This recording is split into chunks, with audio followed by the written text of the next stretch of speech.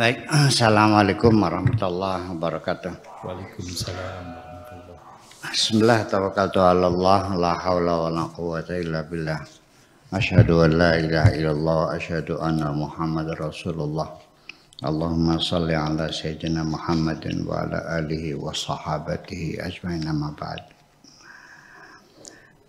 Kita lanjutkan sekarang kepada poin yang ke berapa? 85. Lan tuhidha bisifati kulliyah itu. Bismillahirrahmanirrahim.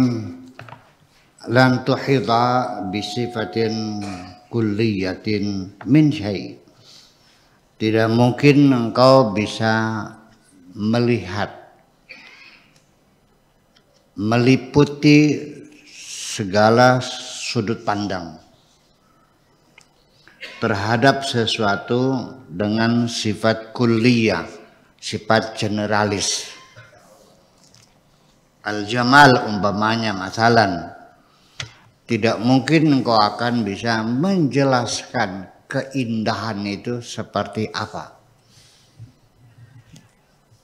Karena bagaimanapun ketika engkau melihat sesuatu hanya dari sudut pandang tertentu dan tidak melihat dari sudut pandang yang lain, maka pasti penglihatan itu bersifat subjektif. Sedangkan matamu memandang tidak bisa memandang dari segala sudut.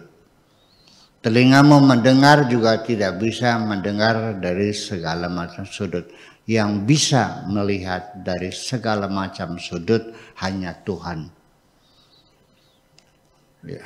Wallahu bikulli syai'in muhit, bahwa Allah itu meliput semuanya. Jadi kalau Allah tahu, ya tahu persis dari segala sudut pandang. Begini maksud saya sudut pandang itu. Seorang Afrizal menaksir agunan Anda yang amprah di bank. Berapa nilai agunan yang Anda serahkan di bank atas kredit Anda itu dinilai oleh seorang Afrizal. Gimana caranya? Ya dilihat dari depan, dilihat dari belakang, dilihat dari dalam, dilihat dari atas, dilihat dari samping. Temboknya petuh diketok-ketok, diambrol enggak. Ya, rengnya dibuka, rengnya reng baja, ring atau reng bambu. Atasnya apakah mutiru, apakah gendang kreweng atau gendang morando. Ya. Kemudian kusen-kusennya juga diuji, dilihat kayunya kayu jati atau miranda atau kayu TR. Kemudian lantainya, keramiknya dibuat dari apa, dibelinya di mana, apa keramik mulia apa keramik ya losarang atau keramik mana. Kan seperti itu. Bukannya selayang pandang, oh sekian harganya, ngaco ke mama. Nah, untuk menilai semacam itu juga memerlukan waktu yang lama. Dan itu tetap saja seorang Afrizal juga secara objektif, dia tetap subjektif juga.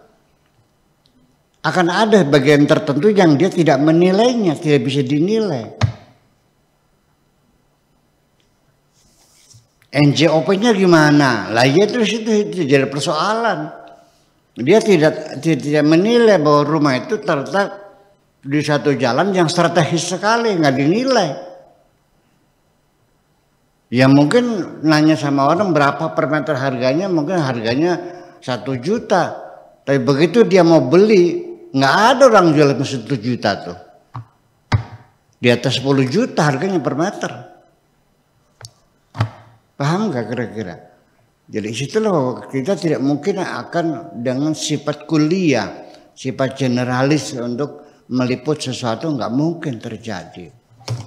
Ya. Dan tidak mungkin bisa engkau melihat dari segala berbagai macam sudut pandang, karena yang bisa meliput wallahu muhitun bikulli syai'. Allah bisa meliput segala sesuatu, diliput oleh Allah. Kita tidak bisa meliput, kita hanya melihat dari sudut pandang saja.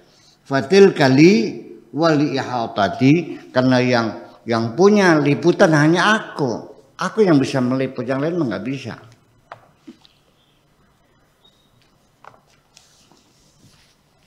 Ketika kita memilih, ini nanti bukan persoalan ketuhanan saja.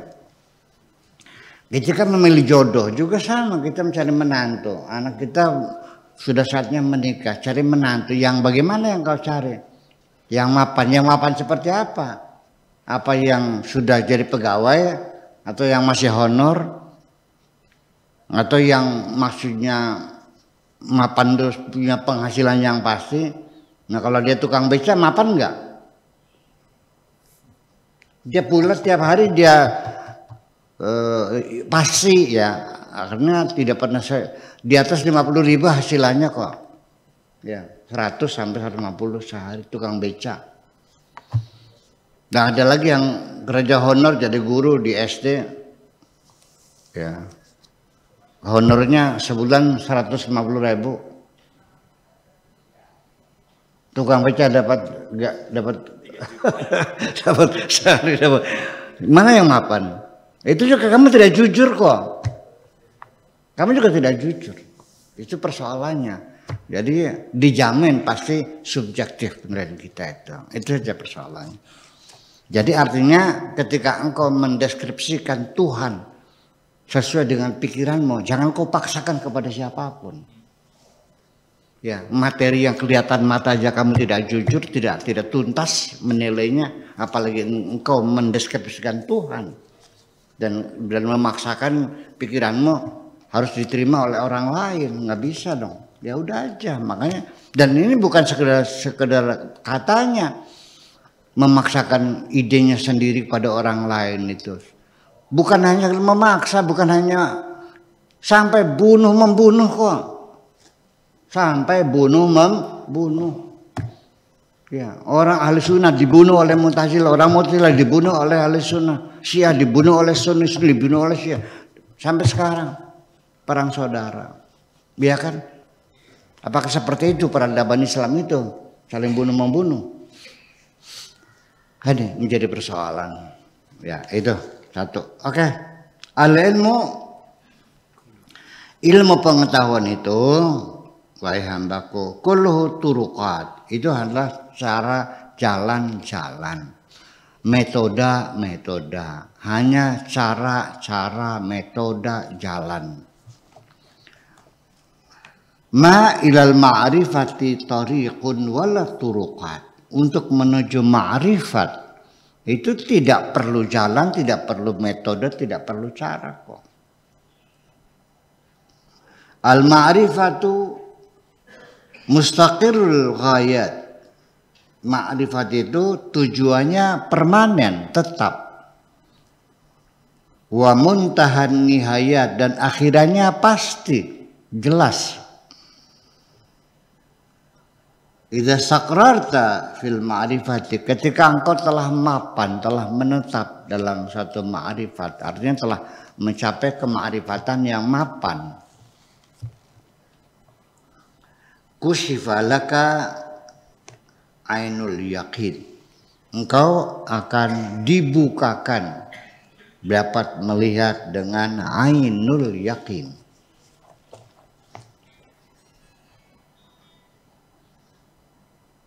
Jadi ainul yaqin ini di atasnya ilmul yaqin, ya. Tapi di bawah hakul yakin. Kalau kita lihat urutan yakin, ilmul yakin, ainul yakin, hakul yakin. Fasyahidani, sehingga karena engkau sudah bisa terungkap ainul yakin bagi dirimu, maka engkau bisa menyaksikan aku. Fasyahidani. Faghabatil ma'rifatu, karena engkau dapat melihatku, maka ma'rifatmu menjadi hilang. Ya. Wa ghibda an nafsika, dan engkau pun hilang dari dirimu sendiri. Ma'rifat, setelah engkau melihat aku, ma'rifatmu hilang, dan engkau juga hilang dari dirimu sendiri. Wa an hukmil ma'rifati, dan juga akan hilang dari putusan kemakrifatan. Idza lam tahkum alaikal ma'rifatu, ketika ma'rifat tidak bisa mengambil keputusan atas dirimu. Fa anal ladzi ahkum, maka akulah yang mengambil keputusan, aku yang memutuskan. Waqad adrakta bidzalika mablaghal ilmi, engkau telah paham dengan sepaham-pahamnya, mablaghal ilmi, dengan ilmu pengetahuan yang mentok, yang sudah di penghujung pengetahuan. Artinya engkau sangat memahaminya, betul-betul paham, tidak separuh-separuh, tapi betul-betul paham. Mablaghal ilmi. Wa wajaba 'alaika nutq, sehingga engkau lebih lanjut lagi berkewajiban untuk berujar, untuk berucap, untuk mengatakan, untuk berkata. Fantazir idni, sekalipun engkau harus berkata, tetapi tunggu dulu izinku. Sebelum engkau berbicara, tunggu dulu. Harus ada clear dulu, ada sertifikasi dulu, ada izin khusus untuk berbicara. Jangan seenaknya aja berbicara. Tapi dulu, tunggu dulu, ya, nunggu surat izin dulu. Ya. Fantadir idni. Bagaimana caranya engkau mengetahui sudah mendapat izin dariku untuk berbicara? Dari mana taunya? Alamatu idznilaka, alamat izinku kepadamu. Tandanya apa aku izin padamu? Finutki, ketika aku izinkan engkau untuk berbicara. Apa tanda-tandanya engkau bisa tahu aku telah memberi izin kepadamu untuk berbicara? Antashhada ghadabi insamata, atau intasmat atau insamatta, yaitu engkau akan melihat aku marah ketika engkau diam.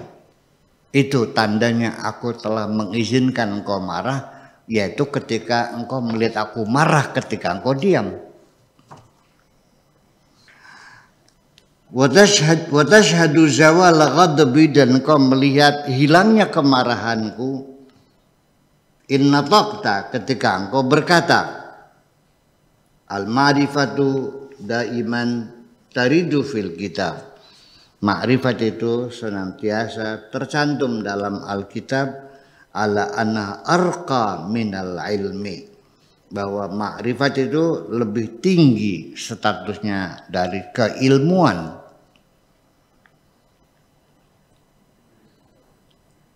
Li'annaha idrakun lil haqa'iq, karena ma'rifat itu adalah idrak lil haqa'iq al-kulliyah, yaitu memahami hakikat-hakikat kulliyah.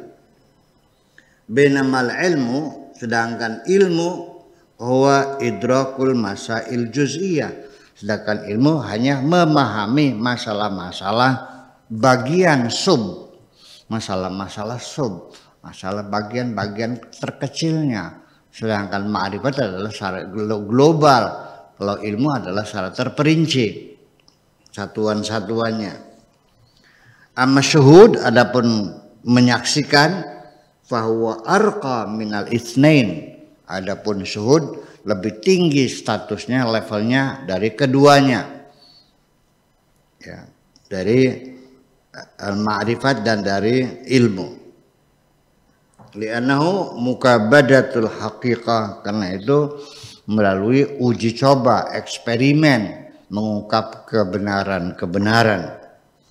Wa mubasyaratuha wa mu'anatuha, dengan segala jerih payahnya, bil qalbi, dalam pikiran itu. Wa ru'yatun, sehingga itu adalah sebagai ru'yah. Wa ru'yatu a'la darajatil yakin, Sedangkan ru'yah adalah derajat keyakinan yang tertinggi. Artinya, ini ada hal yang penting sekali. Anda jadi mubalik.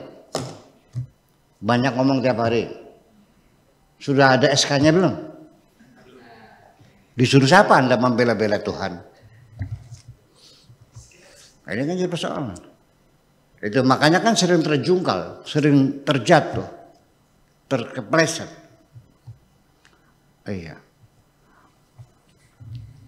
Kalau iya engkau berceramah berdasarkan perintah Tuhan dan ada SK-nya, ada izin dari Tuhannya, yang saya pertanyakan, apakah mungkin Tuhanmu mengizinkan engkau mencaci maki mubalik yang lain? Jawab dulu. Kalau iya engkau mendapat izin untuk ceramah oleh Tuhanmu, apakah mungkin Tuhanmu mengizinkan engkau mencaci maki orang lain? Hanya karena berbeda pendapat dengan kamu. Menuduh orang liberal yang Syiah segala macam, apa seperti itu? Berdakwah atau mau cabelah Anda ini? Itu jadi persoalan. Ini jangan-jangan ketika perilakumu seperti itu belum dapat izin dari Tuhan, itu aja persoalan. Paham nggak? Ketika karena kau berbicara Tuhanmu marah, itu pertanda engkau belum mendapat izin dari Tuhan. Itu maksudnya. Ya iya dong, mana mungkin. Masa agama, betulkah agama itu menanamkan kebencian kepada agama yang lain? Bahkan di dalam kita bermazhab itu menanamkan kebencian kepada mazhab yang lain.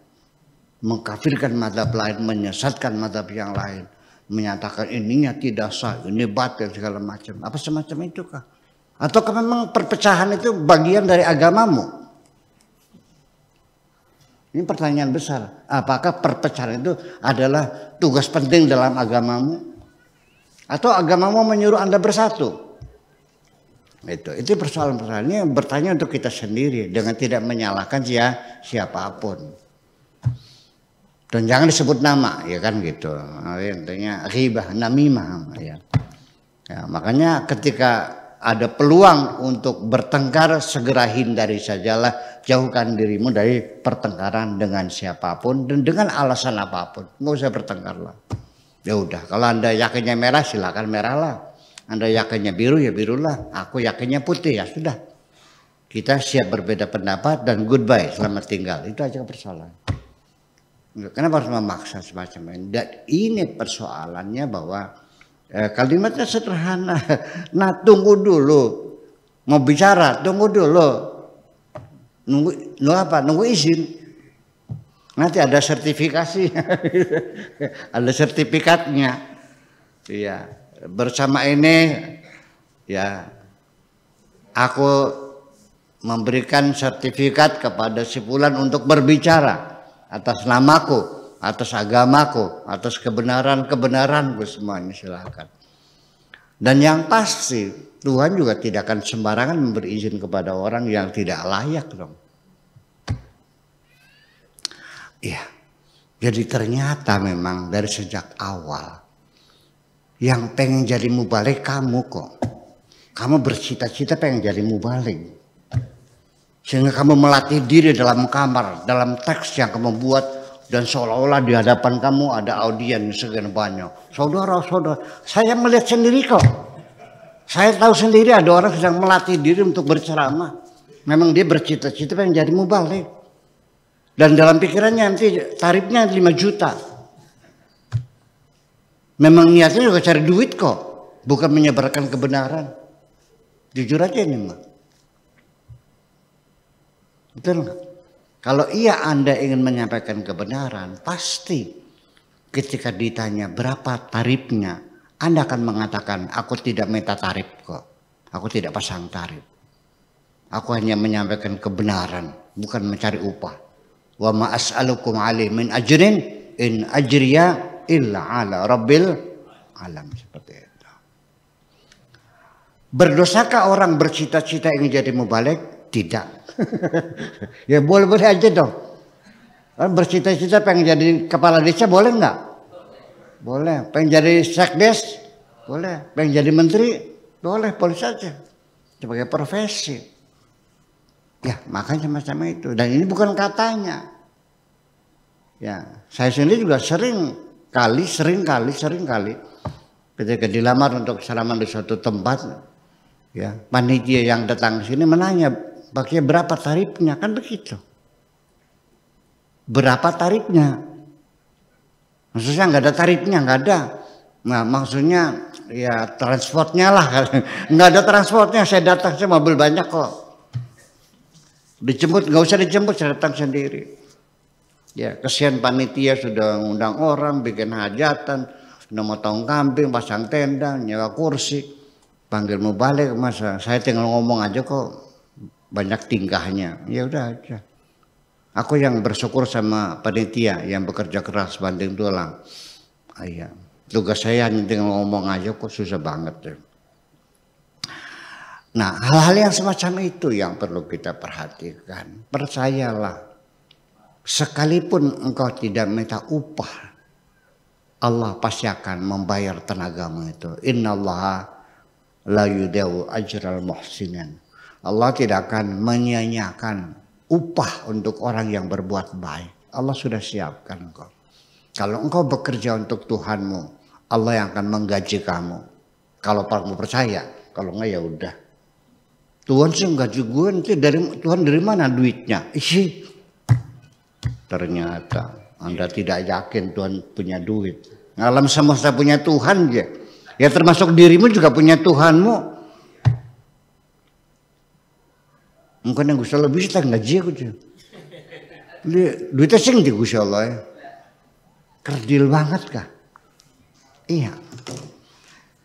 Sekalipun tidak diucapkan seperti itu, tetapi aku paham, ya Tuhan di hati orang itu kerdil dengan mengatakan kalau saya tidak minta upah, ya saya tidak masak nasi, pendiling gelimpang.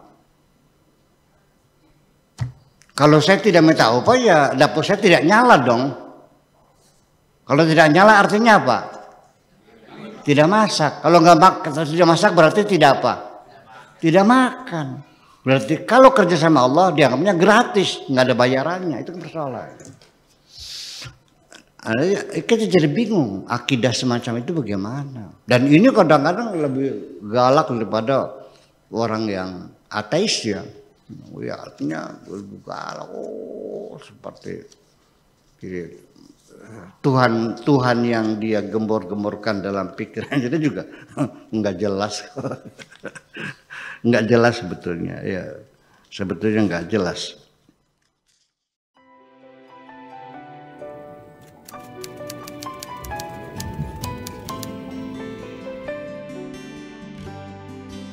Aku hanya ingin berbagi kebahagiaan dan tidak menggurui siapapun.